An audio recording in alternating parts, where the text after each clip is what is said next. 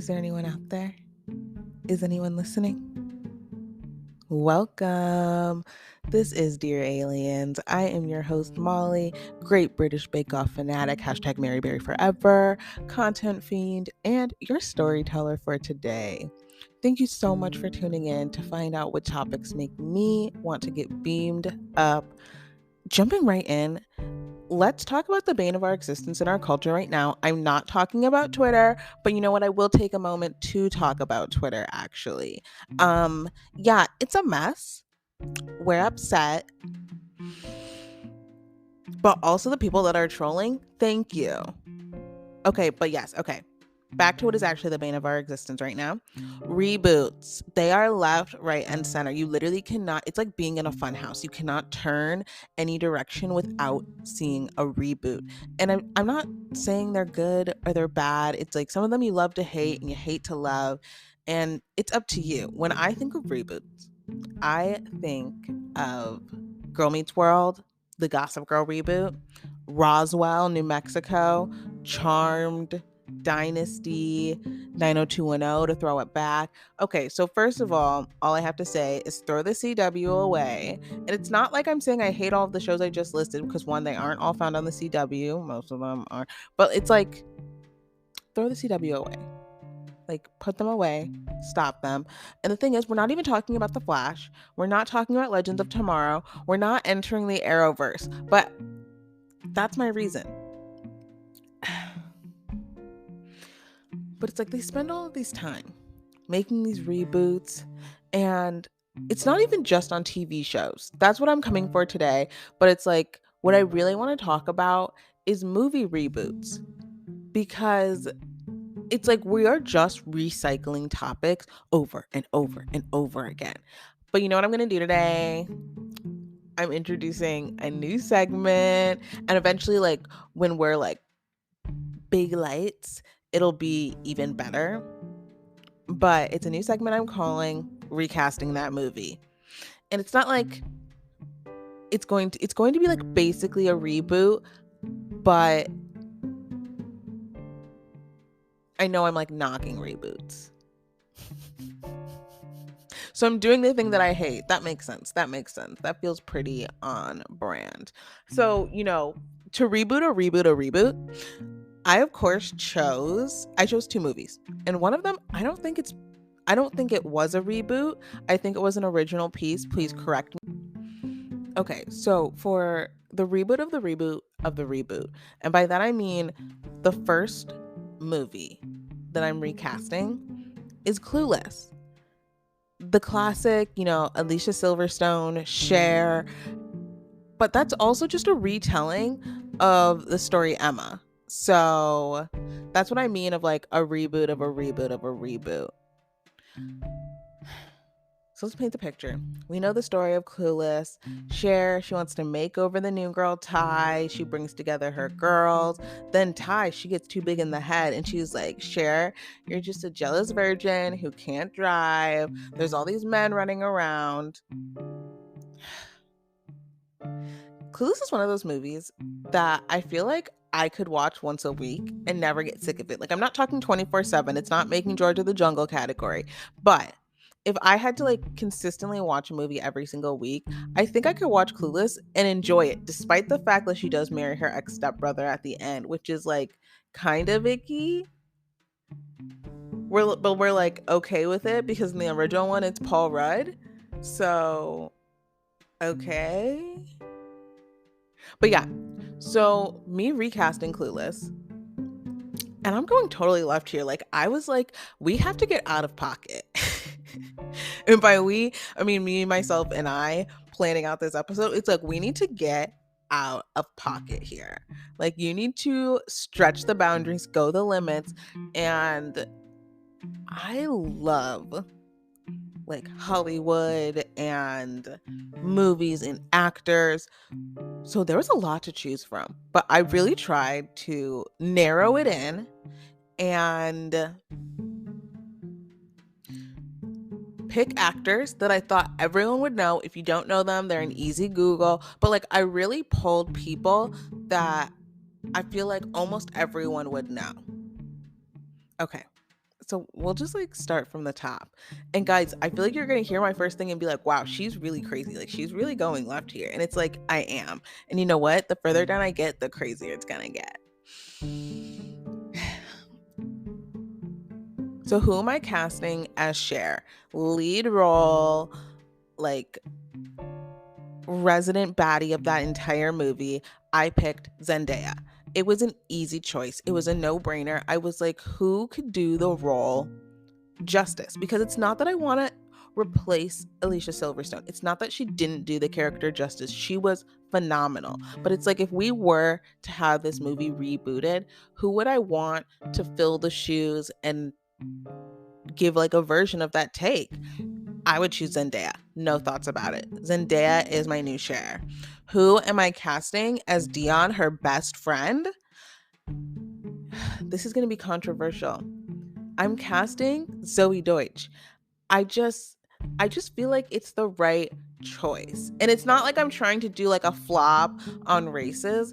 I just really felt like Zendaya was good for the part of Cher, and I felt that Zoe Deutsch is a good contrast and she brings a comedy element that I was looking for. Then, who are we picking as Murray, Dion's boyfriend? I chose Jordan Fisher because I was like, he could do cringy so well and still be hot. And obviously, it's hard shoes to fill. The original Murray, that's Turk from Scrubs. Like, he all holds a place in our heart. But I was just like, who could embody Murray but bring his own version to it? And Jordan Fisher, he's just, honestly, he's the first male Fantana. So like, my respect is to him. And if you don't know what a Fantana is, I talked about it in a recent episode. It's the girls who dance in the commercials for Fanta, like the Fanta, Fanta, don't you want that Fanta? And anyone who knows me knows that that is my dream. I want to be a Fantana more than anything. But congratulations, Jordan Fisher. You got my dream. Who am I casting as Ty Frazier? Played by the iconic Brittany Murphy. I'm still not over it. We need to investigate more. I want someone to go to jail because I think what happened to her was a crime. I don't think what happened was what they said. But who are we casting to take on this iconic role of Ty? Julia Garner. Everyone's Anna Delvey from Netflix. She is a shapeshifter because she's been in a number of Netflix creations, and I don't feel like you would even recognize her from one spot to another, and then her even in person. I just have so much confidence that she would do the role so much justice. Who did I pick to play our mean redhead Amber? None other than Riverdale's Madeline Petch. Cheryl, like, we have a lot of redheads in Hollywood right now, and honestly, it was tough. It was cutthroat out here. I was like, do we even actually choose a redhead? It just happened to be that I thought she was best for the part. I now understand how casting directors feel. I just knew that that was the right decision. I was like, she is going to bring bitch. She's going to bring I'm trying to crush your confidence. And that's what I want Amber to embody. I think that that's really important. Then, of course, you've got Travis. First of all, did anybody know that Travis's last name was Birkenstock? And if you're like, who's Travis? I don't remember there being a Travis in that movie. Travis is the guy who Ty falls in love with, the skater, played by the guy from the Garfield movie. If you haven't seen the Garfield movie, okay, if you haven't seen the Garfield movie, go watch it. And I mean, literally stop listening. It doesn't even matter if you finish the episode. Just go watch the Garfield movie. And the first one is great, but Garfield: A Tale of Two Kitties is way better. This is not an ad, but it kind of is an ad. So you have the actor from Garfield. He's playing Travis Birkenstock. Okay. So who are we casting as the Birkenstock? I was like, who do I feel like could bring the shortness I'm looking for, but has like an underlying hotness, but at the same time can seem like dirt. So with like a soft heart at the core. And when I was thinking through, I was like, who brings all of this? You know, the person who appeared, the person who stepped forward, the real Slim Shady who stood up, it was Tanner Buchanan, our Cobra Kai, Addison Rae's, like he's all that, which was obviously another reboot. So like he's a reboot franchise boy. He really is. Cobra Kai is like a reboot of the Karate Kid original series. Like the first three are the one where like Ralph Macchio and then he fights and wins, and then the second one where like he fights and then he wins and he gets tortured by like Terry or whatever, and then the third one he like goes to Asia and he fights and he wins. Yeah, all those people are in Cobra Kai. Take a watch. Definitely a guilty pleasure. I'll probably have to talk about it and be embarrassed because it's like, what are you doing watching Cobra Kai? But Tanner Buchanan, he really brings it in that show. And by that, I mean he has abs. So I was just like, he's going to bring that energy. He will wear the dirty beanie, he'll wear the flannel, and then like he'll also flash his abs. So it all works out. It's like, let's make Travis even hotter this time, because this is 2022, and in the 2020s, we are only doing hotness.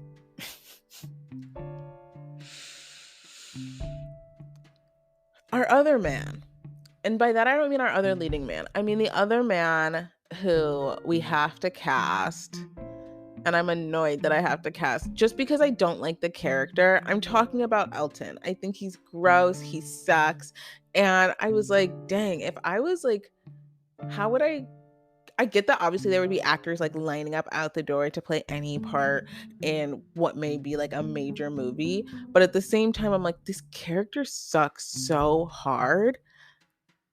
So I was just like, okay, who's going to play my Elton? And I just chose Netflix's like industry plant, Noah Centineo. I was like, I just kind of want to see him play someone gross and evil. Not saying he's never done that before. We've seen him do Shallow. We've seen him do like Sweet Boy. But it's like, let's see him do something that's really, I would say, like out of his wheelhouse from what I've seen. So I was just like, Noah Centineo is our Elton. That's bad, but it's good. And like, this movie isn't going to theaters. It's definitely getting released on Netflix. And if it's not getting released on Netflix, it's getting released on Hulu, like one or the other. But it's not going to theaters. I don't think so.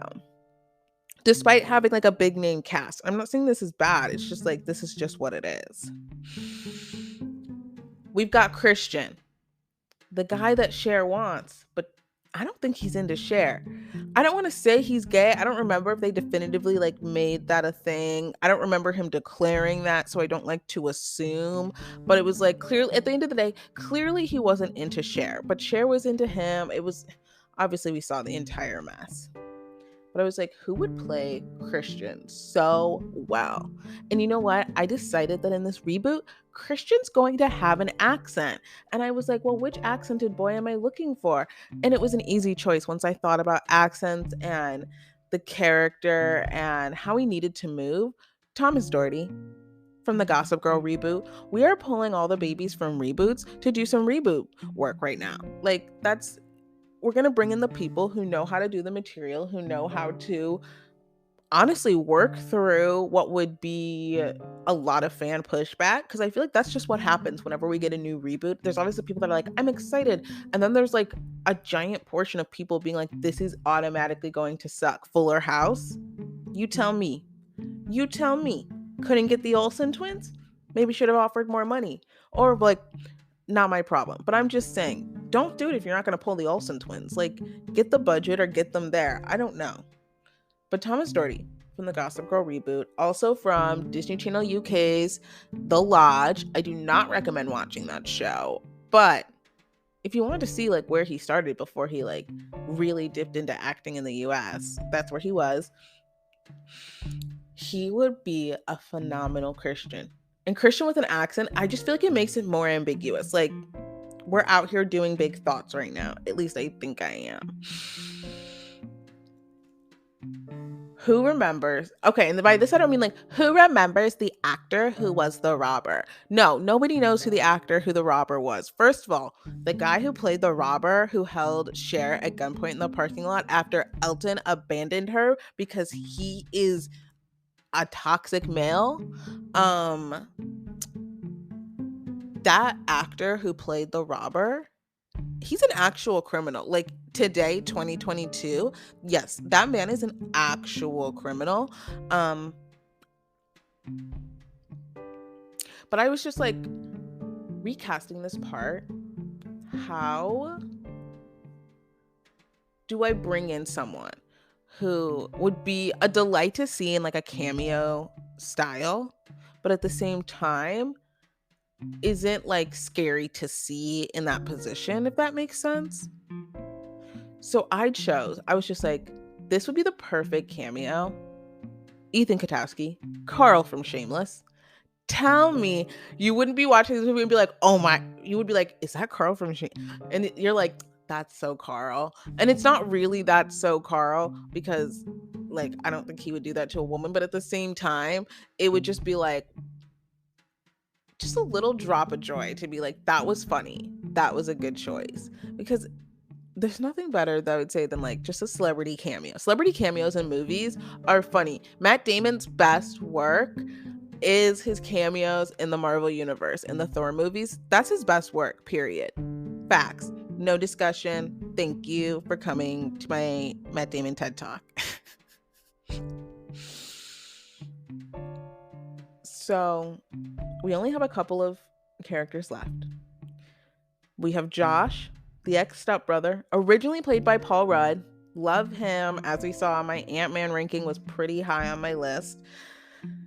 We've got Mel, the dad, the lawyer, and we've got the teachers. So for the teachers, who remembers? They were like, they made them to be so awkward and uncomfortable.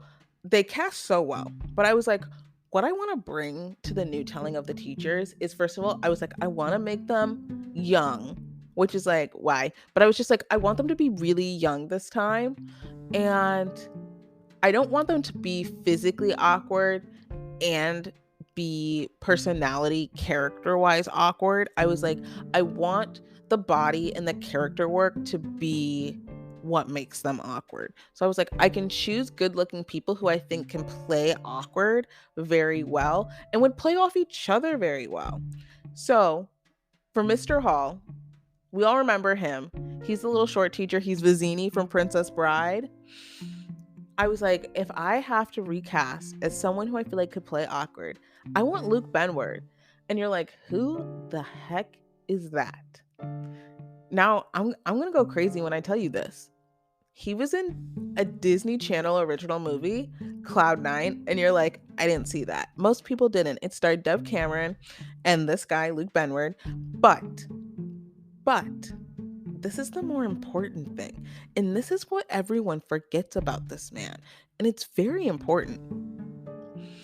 He was also in the movie Minuteman. No, this man is not Jason Dolly. Who remembers the smallest team member in that little team of 3 that would time travel in the basement of the school? Who remembers when Allie and AJ wrote the soundtrack to the movie Minuteman? Yeah, that little guy from the movie, that is Luke Benward. That man, he's an adult now. He's like almost 30. He's still acting-ish, I think. He would play the best Mr. Hall because he wouldn't be playing around, but at the same time, he would play awkward and shy quite well. And I was like, who do I want him acting against him as Miss Geist, that frumpy teacher? But it's like, she doesn't need to appear frumpy to act, I would say, in a frumpy manner, if that's the way we still want to take that character. I'm pulling Anya Taylor-Joy. Queen's Gambit, please, and thank you. She is going, the two of them together, I just feel like that is the most delicious, awkward cookie on the universe. It's like if an oatmeal raisin and a pistachio cookie had a baby. Absolutely terrible, and what the heck is going on? But thank you for your creativeness. That's about it. that leaves us with the two most important men for casting in this movie. And for Cher's father, Mel, I chose.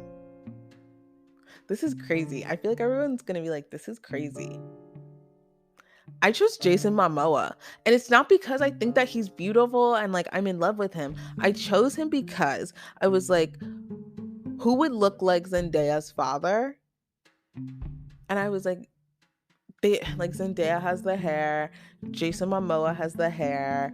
I was like, they both have the height on their side. I was like, they would just play like rich father and daughter so well, because at the end of the day, Cher and her father's relationship is really like soft at heart. He has a hard outside, but he is soft at heart. But I feel like Jason Momoa plays both sides really well, so he was my obvious choice. So who do I have playing Josh? Originally played by Paul Rudd. He just keeps getting better every year. I was like, I have to choose someone, because here's the thing. The only reason why I feel like this movie doesn't repulse people more is because Paul Rudd is Josh and he plays it so well and the comedy is so lighthearted. So I was like, who could bring that energy again with a good twist? And if this is a Netflix production, you know who we're pulling? Joe Keery, Steve from Stranger Things. Tell me you would not be dying to see Zendaya and Steve from Stranger Things. Like, I'm not cackling because I'm trying not to cackle into the mic and like break everyone's ears, but it's like I want to cackle so hard because that is so genius to me. This is why girls write fanfic. This is why people get on Wattpad and write fanfic, because they just have genius ideas that they're like, this needs to be heard. The world needs to hear this. Now tell me, okay, you've been listening this entire time.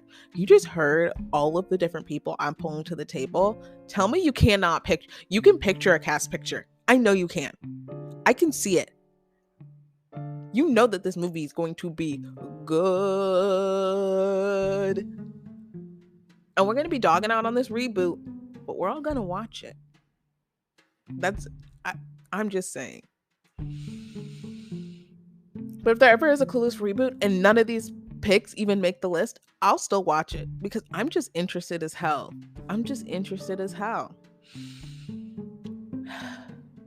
Y'all, that was a journey. So I picked a second movie and you're like, oh dear God. No. I picked a movie that I think is an original. I don't think it's ever been a reboot. I don't think there's ever been a reboot about it either. It's The Breakfast Club. Okay. Sorry. By that I mean there's not been like a movie reboot. I feel like there have been comedy TV versions of this that they make all the time. Yes, I'm talking about the Victorious episode called like The Lunch Agenda. I don't know. It was a bad episode. No. This is like, we're going with the athlete, the principal, the brain, the criminal, the princess, the basket case. That is who I'm casting. Just those characters. They're the ones that matter. So I was like, if we had to get, and you know what? Breakfast Club is being rebooted. This is coming out on Hulu. Nowhere else. If you know what, we wouldn't take Discovery Plus. We wouldn't take Peacock either.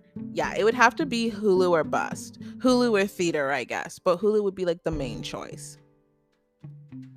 Maybe Disney Plus. Hulu, Disney Plus. Yeah, Hulu or Disney Plus. Take it back out of theater. I'm sick of the theater. Who are we casting in the reboot of The Breakfast Club?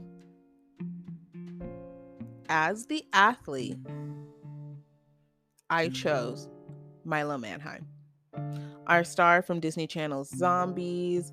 He is up and coming. I was like, no one else. Like, he's about to be in so many movies in the next 3 years and TV shows. I was like, who would just make such a good athlete in a non-obvious way? Milo Manheim. Who am I casting as the principal? And this is crazy. This is out of pocket. But I was like, you know what? If you can go left, why not? As the principal, I'm choosing The Rock. And I know that we hate the principal in The Breakfast Club. And the thing is, I would love to see The Rock take on having to play like an awful principal, an awful character. I just feel like that would be so good to watch. I would like to see how he took that character and like made it his own. And also a really buff principal who could like, I feel like that really ups the element in the fear factor, because the old principal, he's scary because like he yells or whatever, but it's like, if your principal was jacked like that, are you gonna mess around with him? I'm not. Who am I choosing as the brain?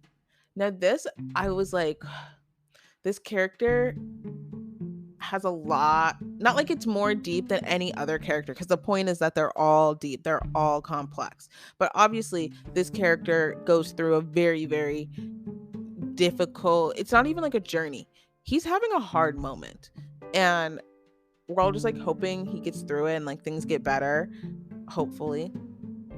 So who am I choosing as the brain? And I wanted to choose someone who I know is familiar with playing characters like this, who I felt like could really understand the direction that the brain needed to go in. And I was like, Griffin Gluck. I won't call him our guy because no one liked the movie Tall Girl. The movie Tall Girl had me weeping in an airport thinking about the plight of being tall. I'm 5'2", 5'3" on a tall day, and I'm in the airport crying because I'm like, it must be so hard to be tall. I was like, I could not imagine how tall people must feel when people would ask, how's the weather up there? I was actually that upset, and I cannot believe that.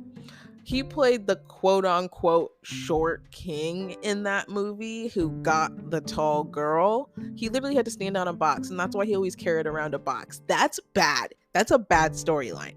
But that actor has talent. He's funny, but he can also bring a level of sadness that you need in the brain. You want him to be funny, you want him to be carefree, but at the same time, you want to have this like underlying sadness. And I knew that Griffin Gluck could bring that. Now, y'all, we're going to talk about the criminal now. Mr. Bender. In this one, I was just like, I need a long-haired boy. And I was like, and I need him. Okay, it's Boo Boo Stewart. It's Boo Boo Stewart from the Twilight series, from, oh my gosh, Disney Descendants. It's Boo Boo, baby. Boo Boo is our criminal. Tell me that long-haired man in a leather jacket acting to be bad. Genius. Chef's kiss. Thank you very much. That was an easy choice. We can keep moving. As the princess, I was kind of earlier, like with Amber, I was like, do I want a redhead? And I was like, you know what? Thank you, Molly Ringwald.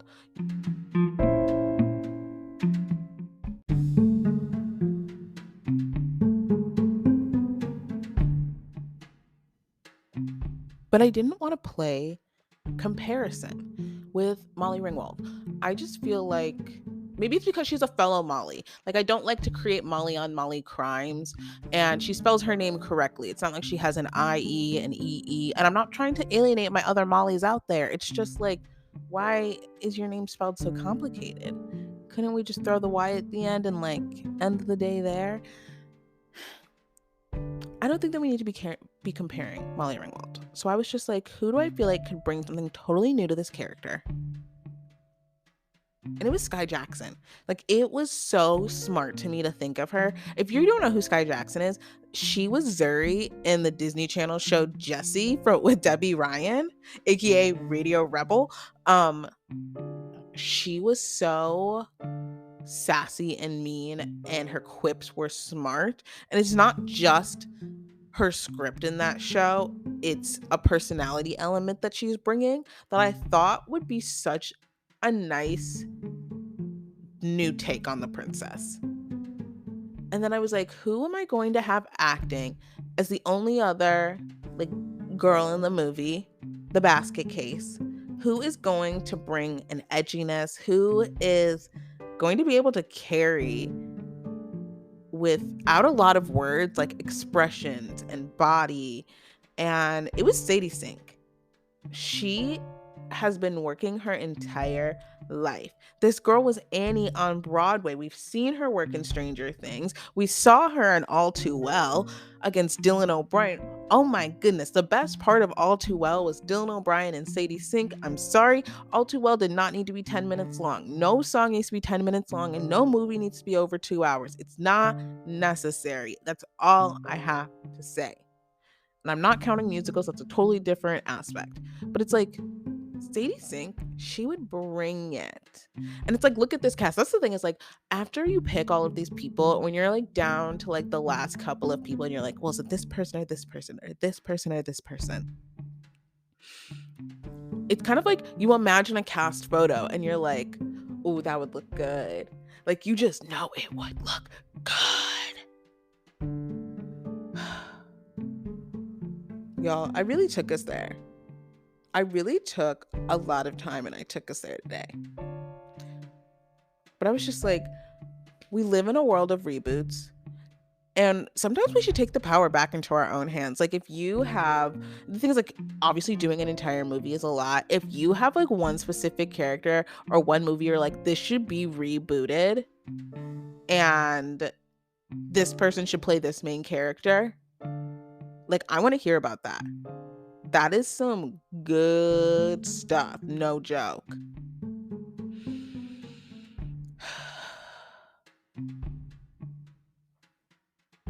Just taking a quick breather here, because I have a mini story. I spent a lot of time talking about reboots today because that's what I wanted to talk about. That's what's been on my mind lately. I've been watching a lot of TV, a lot of shows, and reboots are everywhere. Like, whether you're watching a movie, whether you're watching a show, it's like, sometimes you're even listening to a song and someone's like, this is my new remix. So it's like, everything is always being put on with a new spin. Whenever I think of spinning, it makes me think of a salad spinner. And this is a really messed up way to transition, but this is just how my brain is moving right now. I wanted to talk about one of my guilty pleasures today, and it's the show Chopped from the Food Network, and like the Food Network in general. It's a channel very near and dear to my heart. The Food Network has never committed a crime ever in its entire life. And I think about salad spinners and the Food Network and the show Chopped because in college, for one of my classes, I was a hospitality major.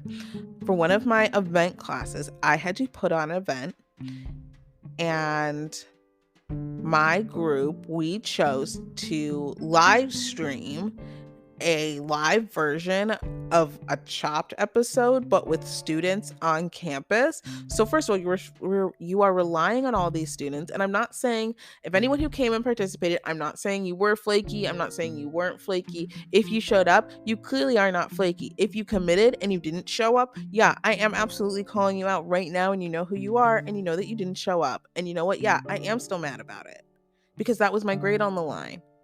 And don't act like you didn't know that. And you know who my teacher was. You know she doesn't play around. I do not digress. But anyway, my team,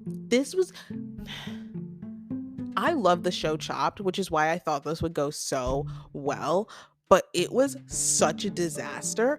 First of all, because it's being live streamed, obviously mistakes happen live on camera, but I obviously don't want that to happen to me because there was a lot of other things playing in the background for me that was like, I don't want this to have to turn upside down, because one, I don't want to be embarrassed, and two, I don't want to have to give explanations to people. I just wasn't interested in having to do that. So I was just like, everything must go perfect. But obviously nothing is perfect in this world. Like, I'm not like Milo Murphy. Like, it's not like my life is Murphy's Law. I'm just saying that it seems like if there could be a comedy moment, it'll just insert itself into my life. So I have this live stream going. First of all, one of my judges doesn't show up, and he was like one of the most important aspects of this show. So I gotta throw some rando in there who I was like, you aren't, not that they weren't qualified to be eating food. They just weren't what I wanted, but thank you so much for stepping in, whoever you are out there.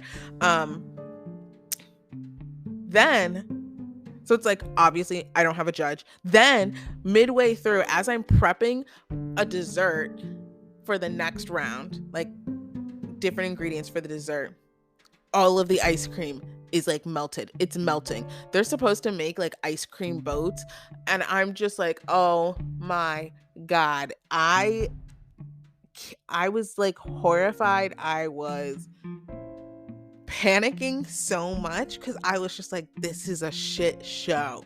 And I couldn't tell if anyone else also thought it was a shit show. So I'm trying to like get this ice cream together. Then I literally dump the entire ice cream like onto the ground. So now I have a giant mess behind this fireplace. As this live stream is going on, I'm trying to keep it together. I'm trying to move in like secret ways so I'm not getting in any of the shots on camera. I'm hoped I played it off well. Not sure that I did. I was so glad when it was time for cleanup, but I was on. And you know what? I hope my team members from this project are listening. That was the worst experience of my entire life. I went to our professor's office and I cried. Okay, this is not the mini story. I called a meeting with this professor because I was like going home for Thanksgiving or something. So I was like, I'm not going to be in class on this one day because I have a flight. So I went to her office. I called a meeting. I went to her office. I told her that. And she was like, okay, kind of like this couldn't have been an email. And I just sat there and stared at her. And then she said, are you okay? And I started crying because one of the girls in my group kept bullying the other girl. And it doesn't matter because you know what? It doesn't matter if ideas were good or bad. The point was she was actually giving ideas. She was consistently trying. She was being an active team member. She was a genuinely just nice, normalish human being. So it was kind of just like, hey, we don't all have to be friends. We don't all have to get along. But there is this thing called like human decency.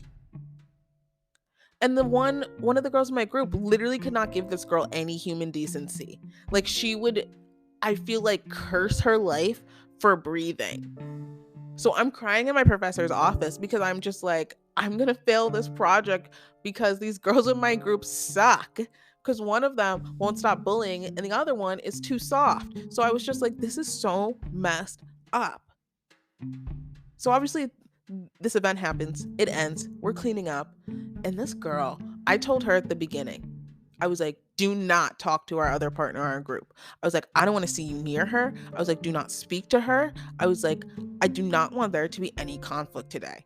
And of course, after the event, she thinks that that's when she can just start doing dig after dig to the point where I make the girl leave.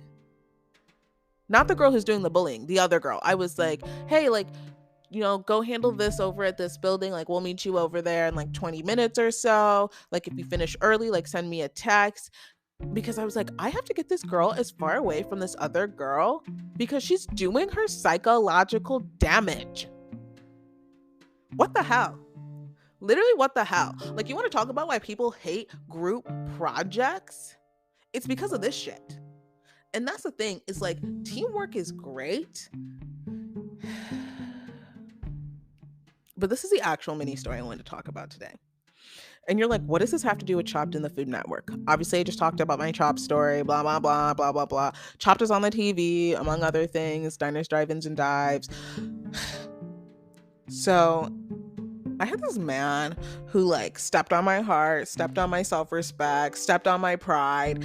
And what this has to do with Food Network is after I ran all over the earth for this man, bent over backwards, learned contortionism, climbed Mount Everest, and then waited in limbo for 500 years, tosses me to the side in the middle of the night after pulling me from my probably phenomenal plans. He just like throws me. He's like, I'll call you in a couple of days. Have a good night. After he begs me for a place to stay. It's hilarious. As you can tell, it was not funny. So I marched through the woods. I'm like, I dare someone to try to mess with me in these woods right now. Like I'm a pacifist, but I was itching for a fight in that moment. I was like, I really want someone to try to come and mess with me right now. I get back in my home. I get back in my trailer because despite going to a very expensive college that had 3 private beaches, I did live in a trailer in a miniature trailer park my senior year. No regrets, by the way, just a fact of the situation. I get back to my trailer. I'm literally throwing things. I'm screaming. I'm like grunting. I'm it's honestly embarrassing how angry I was. And one of my friends, the person whose party I was at on the other side of campus, his home was having a party. He's sitting on my couch watching the Food Network while I'm literally raging through my home because of this other man who's just like trying to wreck my life. Who also, you know what? This brings up a best mini story ever. And I'll just tell it to you. The same man who made me do all of these tasks, who made me rage and almost break the TV where the Food Network was playing, he also ran my foot over with his car. I don't know what to say, but that's literally what happened. I mean, there's a few other details, but I feel like if I give away the other details, it'll become really obvious who it was. But yes, the same person also ran my foot over with their car. My foot didn't break. They're really lucky that like nothing happened. And I never told them they ran over my foot because I don't really want an apology. And it's not that an apology wouldn't make it. It's just like, what do I do with an apology? Like, you still ran my foot over. You can't take that back. Guys, I'm going to have to end the episode here because I'm laughing too much about my own life. So, I mean, thank you all so much for listening. I hope you're chuckling. I hope you're laughing. I hope maybe you're just even thinking to yourself, is this girl's life a bad sitcom? Was this written by the Riverdale writers? Because shit, what the hell? Oh my God.